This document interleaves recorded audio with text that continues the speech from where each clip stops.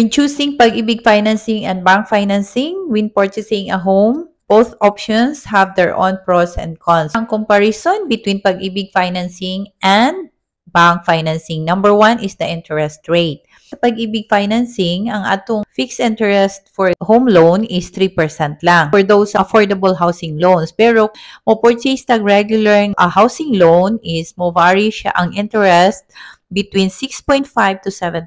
Ang bank interest rate ranging from 6.5 to 10%.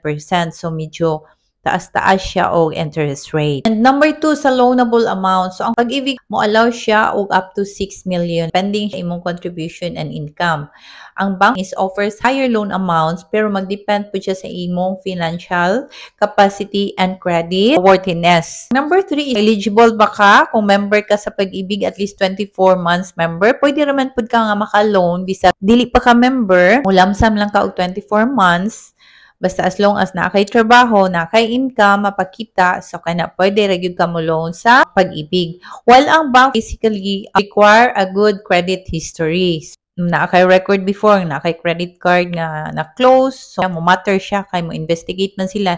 Stable income and then substantial documentation. Kung Pag-ibig ang gamiton nga mangutang tagbalay, pwede siya up to 30 years. Dara mo gamay ang atong monthly amortization pero higher ang interest kay taas man siya, longer term man siya.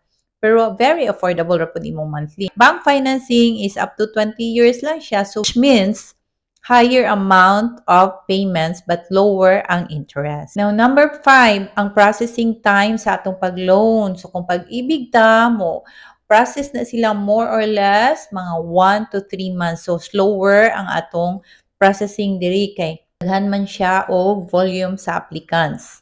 While sa bank mo process na 2 to 4 weeks, ma-approve na din ang imong loan provided you meet the requirements. Now, number 6, ang flexibility. So, lenient ra gyud kay in terms of credit requirements, making it ideal for first-timer buyers, no? And for those with lower credit scores pa kanang wala pagbitaw ng utang, first-timer nimo nga nag-loan kuha og balay. Bank financing pud is more on tailored options, very strict ang ilang criteria. So, ang last Pag-ibig ta naa man na sila gitawag og processing fee, which is very affordable ra siya compared to banks. 1,000 nagdi mong bayaran sa processing fees sa Pag-ibig. While sa bank, lang siya mo require og additional fees like appraisal, documentary sums, para maka-process sila sa imong loan. So, each options have served different needs. Consider your financial situation, long-term plans, and property preferences before deciding. Thank you so